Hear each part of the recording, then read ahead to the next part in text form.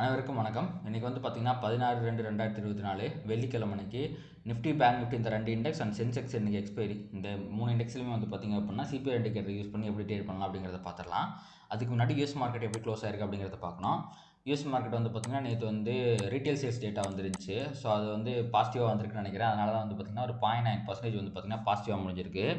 இந்த கேண்டில் வந்து பார்த்திங்கன்னா கன்சூமர் இன்ஃப்ளேஷன் டேட்டா வந்து பார்த்திங்கன்னா விழுந்த கேண்டில். அதுக்கப்புறம் ஃபர்தராக வந்து பார்த்திங்கன்னா உங்களுக்கு ஒரு மார்னிங் ஸ்டார் மாதிரியான பேட்டர்னை வந்து ஃபார்ம் பண்ணி உங்களுக்கு இதோட ஹையெல்லாம் தாண்டி ஹையஸ்ட் பாயிண்ட் ஆஃப் டேல க்ளோஸ் ஆகிருக்கு டவ் ஜோன்ஸு.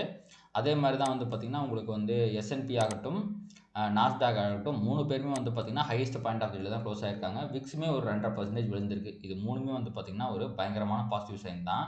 அதுக்கப்புறம் யூஎஸோட 10 இயர் பாண்ட் யீல்ட் நேற்று வந்து பார்த்திங்க அப்படின்னா மார்க்கெட் ஏறினாலுமே வந்து பார்த்திங்கன்னா இவன் வந்து ஒரு 4.23 அப்படிங்கிற லெவலில் தான் வந்து பார்த்திங்கன்னா அவன் க்ளோஸ் ஆகிருக்கான். ஸோ இது வந்து பெரிய பாசிட்டிவிட்டி அப்படின்னு நம்ம சொல்ல முடியாது. இந்த லோவெல்லாம் தாண்டணும் எப்போவுமே சொல்கிறது தான். இவன் வந்து இந்த 3.7 3.8 மேலே வரும்போது மார்க்கெட்டில் மிகப்பெரிய ஒரு புல்லிஷ் ரேலி இருக்கும். அது வரைக்கும் மார்க்கெட் பேனிக் மோடில் தான் இருக்கும். ஆனால் க்ரூட் ஆயில் வந்து பார்த்திங்க அப்படின்னா ஏறி இருக்கு. நேற்று நம்ம 76 ரூபா பார்த்துருந்தோம். இப்போ வந்து பார்த்திங்கன்னா 77 ரூபாய்க்கு போயிருக்கு. இது வந்து ஒரு சின்ன நெகட்டிவ். இப்போ யூஎஸ் பாண்ட் யீல்டும் சரி க்ரூட் ஆயிலும் சரி நெகட்டிவிட்டி தான் இண்டிகேட் பண்ணுது. பட் யூஎஸ் மார்க்கெட் வந்து அதோட விக்ஸு மார்க்கெட் ரெண்டுமே வந்து பயங்கரமான ஒரு பாசிட்டிவிட்டியை இண்டிகேட் பண்ணுது.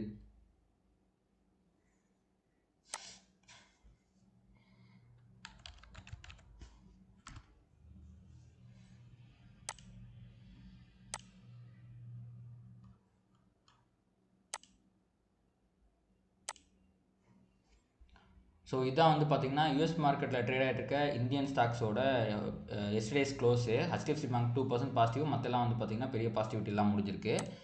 அதுவே இங்கே பார்த்திங்க அப்படின்னா HDFC பேங்க் வந்து 2.67% பாசிட்டிவ். மற்ற ஸ்டாக்குமே அதாவது இன்ஃபோசிஸ் இங்கே வந்து நெகட்டிவாக இருந்துச்சு, அங்கே பாசிட்டிவ். இது பாசிட்டிவ், ஐசிஐசி பேங்க் பாசிட்டிவ், விப்ரோவும் பாசிட்டிவ். ஸோ ஏடிஆர் வந்து பார்த்திங்கன்னா ஒரு பாசிட்டிவிட்டி தான் இண்டிகேட் பண்ணுது. முக்கியமாக HDFC பேங்க் வந்து பார்த்திங்கன்னா ஒரு 0.5% அதிகமாகவே க்ளோஸ் ஆகிருக்கு. ஸோ ஏடிஆரும் வந்து பாசிட்டிவாக தான் முடிஞ்சிருக்கு. இது ஒரு பாசிட்டிவிட்டி தான். அதுக்கப்புறம் நம்ம வேர்ல்டு மார்க்கெட் ஃபியூச்சர்ஸை பற்றி பார்க்கலாம். அது வந்து இன்றைக்கி மார்னிங் வந்து வேர்ல்டு மார்க்கெட் ஃபியூச்சர்ஸ் எப்படி இருக்குது அப்படிங்கிறத பார்த்துடலாம். ஸோ டவ் ஜோன்ஸ் வந்து லைட்டாக நெகட்டிவாக இருக்குது, எஸ்என்பி லைட்டாக நெகட்டிவாக இருக்குது, நாஸ்டாக் வந்து மார்ஜினலாக பாசிட்டிவாக இருக்குது, டாக்ஸு, ஃப்ரான்ஸு, லண்டன் இவங்க 3 பேருமே வந்து லைட்டாக நெகட்டிவாக இருக்காங்க. அப்படியே இங்கே வந்து பார்த்திங்கன்னா இவன் நிக்கி வந்து பார்த்திங்கன்னா ஒரு 0.5% பாசிட்டிவாக இருக்கான். ஹாங்காங்கும் பாசிட்டிவாக தான் இருக்கான். ஸோ ஏஷியன் மார்க்கெட் நல்லா பாசிட்டிவாக இருக்குது. யூரோப்பியன் ஃபியூச்சர்ஸும் டவ் அமெரிக்கன் ஃபியூச்சர்ஸும் வந்து பார்த்திங்க அப்படின்னா லைட்டாக நெகட்டிவாக இருக்குது. ஸோ ஒரு மிக்ஸ்டு இண்டிகேஷன் தான் இது. பெருசாக பாசிட்டிவ்னு சொல்ல முடியாது, பெருசாக நெகட்டிவ்னு சொல்ல முடியாது. அதுக்கப்புறம் நம்ம வந்து கிஃப்ட் நிஃப்டிக்கு வருவோம். கிஃப்ட் நிஃப்டி வந்து பார்த்திங்கன்னா 22,085 அப்படின்ட்டு வந்து பார்த்திங்கன்னா ஒரு ஓப்பனிங்கை காட்டுறான். ஸோ நேற்றுலேருந்து வந்து பார்த்திங்கன்னா ஒரு 80 பாயிண்ட்டுக்கு பக்கமாக நல்லா கேப் காட்டுறான். ஸோ அப்போ வந்து ஃபஸ்ட் நம்ம நிஃப்டியில் பார்த்துருவோம். நிஃப்டியில் வந்து நேற்று க்ளோஸ்லேருந்து ஒரு 80 பாயிண்ட் ஓப்பனிங் அப்படிங்கிற லெவல் நம்ம பார்க்கணும். அதுக்கு முன்னாடி நம்ம வந்து டுமாரோ சிபிஆர் வந்து ஆன் பண்ணிக்கணும். ஸோ டுமாரோ சிபிஆர் ஆன் பண்ணிவிட்டு நேற்று க்ளோஸ் வந்து பார்த்திங்கன்னா 21,910 அங்கேருந்து 80 பாயிண்ட். ஸோ 80 பாயிண்ட்னா உங்களுக்கு வந்து ஒரு 0.35% வந்து பார்த்திங்கன்னா கேப் அப் காட்டுது. ப்ரீவியஸ் டே ஹைக்கு மேலே ஓப்பன் ஆகுது. இது ஒரு நல்ல பாசிட்டிவிட்டி. ஸோ நிஃப்டியில் வந்து பார்த்திங்கன்னா இன்றைக்கி ஒரு நல்ல அசெண்டிங் மீடியம் சிபிஆர் ஃபார்ம் ஆகிருக்கு. ஸோ இது வந்து பார்த்திங்கன்னா ஒரு நல்ல டைரக்ஷனல் மூவ்க்கான இண்டிகேஷன். ஏன்னா இவ்வளோ நாள் வந்து பார்த்திங்கன்னா வெறும் வைடு சிபிஆராக ஃபார்ம் ஆகிட்டு இருந்துச்சு. இங்கே பார்த்திங்கன்னா உங்களுக்கு தெரியும் 1 2 3 4 5 6 7 8 நாள், அதுக்கு நடுவில் ஒரே ஒரு நாள் மட்டும் வந்து பார்த்திங்கன்னா இந்த மாதிரி மீடியம் சிபிஆர் வந்துச்சு. அன்றைக்கி வந்து பார்த்திங்கன்னா மார்க்கெட் நல்லா ட்ரெண்ட் ஆச்சு. ஸோ இன்றைக்குமே அதே மாதிரி மார்க்கெட்டில் நல்ல ஒரு ட்ரெண்டிங் மூவ் வரதுக்கு வாய்ப்பு இருக்குது.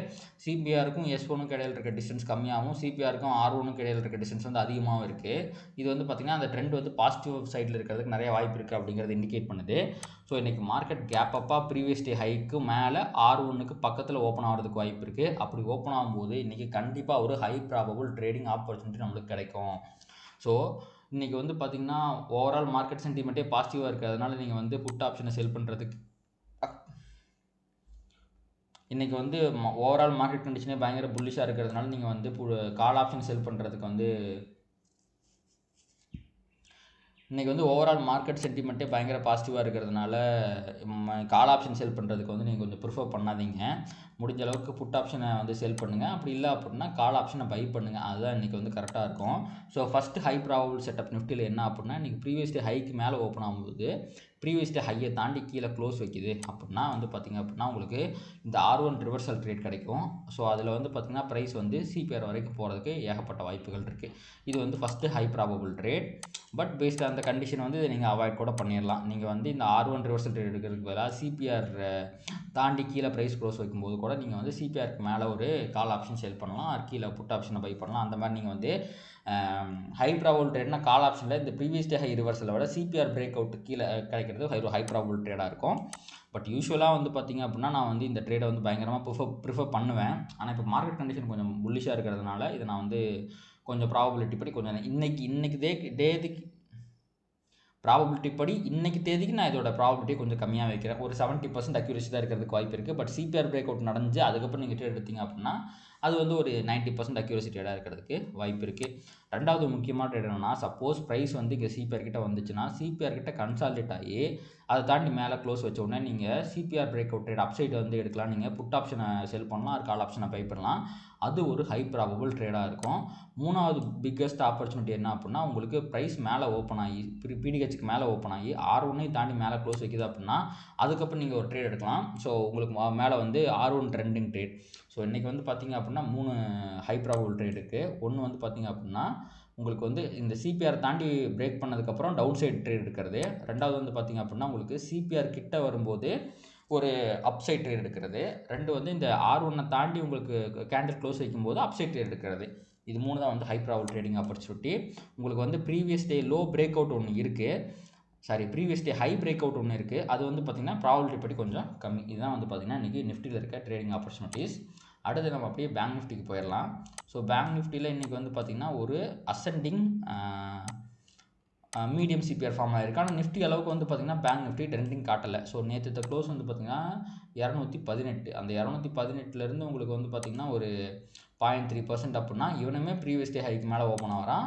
ஸோ நம்ம நிஃப்டியில் சொன்னால் அதே ட்ரேடிங் ஆப்பர்ச்சுனிட்டி தான். உங்களுக்கு வந்து பார்த்திங்கன்னா CPR ரிவர்சல் ட்ரேட் வந்து உங்களுக்கு நீங்கள் வந்து ட்ரை பண்ணலாம். ரெண்டாவது வந்து பார்த்திங்க அப்படின்னா R1 ட்ரெண்டிங் ட்ரேடை வந்து நீங்கள் ட்ரை பண்ணலாம். மூணாவது வந்து பார்த்திங்க அப்படின்னா CPR பிரேக் அவுட் கீழே டவுன் சைட் ட்ரேட் வந்து ட்ரை பண்ணலாம். இது 3 ஆப்பர்ச்சுனிட்டி தான் பேங்க் நிஃப்டிலையும் இருக்குது. அடுத்து வந்து சென்செக்ஸில் வந்து பார்த்திங்க அப்படின்னா இன்றைக்கி நம்ம வந்து நிஃப்டியில் என்னென்ன ட்ரேடிங் ஆப்பர்ச்சுனிட்டி சொன்னோமோ அதை அப்படியே சென்செக்ஸுக்கு ஃபாலோ பண்ணுங்கள். முடிஞ்சால் நிஃப்டியை வச்சே சென்செக்ஸை வந்து நீங்கள் ட்ரேட் பண்ணுங்கள். ஏன்னா மோஸ்ட் ஆஃப் த டைம்ஸ் நிஃப்டியோட ரிவர்சல் ஆகும்போது சென்செக்ஸும் ரிவர்ஸ் ஆயிரும். பார்த்திங்க அப்படின்னா உங்களுக்கு சென்செக்ஸ்லேயே நிஃப்டியில் ஃபார்ம் ஆன அதே ப்ரைஸ் ஆக்ஷன் தான். ஸோ அதே பேட்டர்னை இதில் ட்ரை பண்ணிடுங்க. நிஃப்டியில் ப்ரைஸ் ஆக்ஷனை பொறுத்த வரைக்கும் இன்றைக்கி ஒரு முக்கியமான இம்பார்ட்டன்ட் டேங்க. ஏன்னா சப்போஸ் ப்ரைஸ் வந்து பார்த்திங்க அப்படின்னா உங்களுக்கு ப்ரீவியஸ் டே ஹையை தாண்டி ஒரு நல்ல க்ளோஸ் கொடுத்துருச்சு, 5 மினிட்ஸில் கொடுத்துருச்சு, இன்ட்ராடேக்கு இல்லை 1 ஹவரில் கொடுத்துருச்சு பொசிஷனலாக அப்படின்னா கண்டிப்பாக மேலே ஒரு அப்சைட் மூவ் வந்து எதிர்பார்க்கலாம். ஆல் டைம் ஹையை இன்றைக்கோ இல்லை மண்டேவோ அடிக்கிறதுக்கே நிறைய வாய்ப்புகள் இருக்குது. ஏன்னா பிரேக் அவுட்டுக்கு முன்னாடி கன்சால்டேட் ஆகுது அப்படின்னா அது எப்பவுமே ஒரு நல்ல பாசிட்டிவ் சைன் தான். அதுவும் வந்து பார்த்திங்கன்னா 1, 2, 3 4வது தடவை வந்து பார்த்திங்கன்னா நிஃப்டி வந்து இப்போது ரெசிஸ்டன்ஸ் ஜோன் கிட்ட வந்திருக்கு. ஸோ இது பிரேக் அவுட் ஆகிறதுக்கு ஏகப்பட்ட வாய்ப்புகள் இருக்குது. ஸோ சப்போஸ் ரிவர்சல் ஆகுது அப்படின்னா இங்கே பாருங்கள், இந்த இடத்துல ஒரு ரிவர்சல் வந்துட்டு பார்த்தீங்களா, அதே மாதிரி இங்கேயும் ரிவர்சல் ஆகிறதுக்கும் வாய்ப்பு இருக்குது. அப்படி ரிவர்சல் ஆனாலுமே வந்து பார்த்திங்கன்னா நிஃப்டி வந்து இந்த லோவை வந்து கிராஸ் பண்ணும். அதாவது 21,800 கிராஸ் பண்ணால் தான் நிஃப்டி வந்து பேரிஷ் அப்படின்னு சொல்ல முடியும். அதுக்கு நடுவில் எங்கே வேணாலுமே நிஃப்டி ஒரு சப்போர்ட் எடுக்கிறதுக்கு வாய்ப்பு இருக்குது. But based on the price action எனக்கு தெரிஞ்சு இன்றைக்கி மார்க்கெட் வந்து மேலே பிரேக் அவுட் ஆகிறதுக்கு தான் ஏகப்பட்ட வாய்ப்புகள் இருக்குது.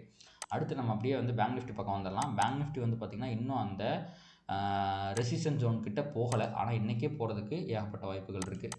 இங்கே பார்த்திங்க அப்படின்னா இங்கே இந்த ட்ரையாங்கிள்லேருந்து பிரேக் அவுட் நடந்துருச்சு. அதுக்கப்புறம் ஒரு ரேலி ஆகிருக்கு. இந்த ரேலியில் நீங்கள் பார்த்திங்க அப்படின்னா இங்கே பார்த்திங்கன்னா இந்த இடத்துல ஒரு செல்லிங் ப்ரெஷர் வந்திருக்கு, இந்த இடத்துல ஒரு செல்லிங் ப்ரெஷர் வந்திருக்கு, இந்த இடத்துல ஒரு செல்லிங் ப்ரெஷர் வந்திருக்கு. ஸோ இது வந்து பார்த்திங்கன்னா அப்பப்போ அதாவது இந்த லோ ஹையர் ஹை ஃபார்ம் பண்ணி வந்து பார்த்திங்கன்னா உங்களுக்கு மார்க்கெட் மேலே போயிருக்கு. அதாவது செல்லிங் ப்ரெஷர் இந்த சென்ஸ் இப்படி மார்க்கெட் மேலே போகுது, கீழே வருது, மேலே போகுது, கீழே வருது, மேலே போகுது, இந்த மாதிரி போயிட்டுருக்கு. எப்பவுமே ப்ரைஸ் இந்த மாதிரி மேலே போச்சு அப்படின்னா அது ஒரு சஸ்டைனபிள் ரேலியாக இருக்கிறதுக்கு நிறைய வாய்ப்புகள் இருக்குது. அப்படி கன்சால்டேட் ஆகாமல் ரெட் கேண்டிலே இல்லாமல் ஒரே ஸ்டெப்பில் வந்து மேலே போகிறான் அப்படின்னா அப்போ தான் ஃபால் வரும். பட் இந்த மாதிரி ப்ரைஸ் மேலே போகும்போது ஃபால் அப்படிங்கிறதுக்கு வாய்ப்பு இல்லை.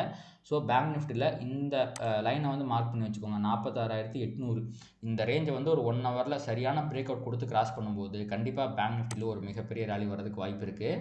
ஸோ பொறுத்திருந்து பார்க்கலாம். இந்த கன்சல்டேஷனாக பார்க்கும்போது நான் நேற்று வீடியோவில் சொன்ன மாதிரி இந்த மாதம் முடியறதுக்குள்ளே இல்லை மார்ச் 2nd வீக்குள்ளே பேங்க் நிஃப்டி 50,000 போகிறதுக்கே வாய்ப்பு இருக்க மாதிரி தான் எனக்கு தெரியுது. ஸோ பொறுத்திருந்து பார்க்கலாம்.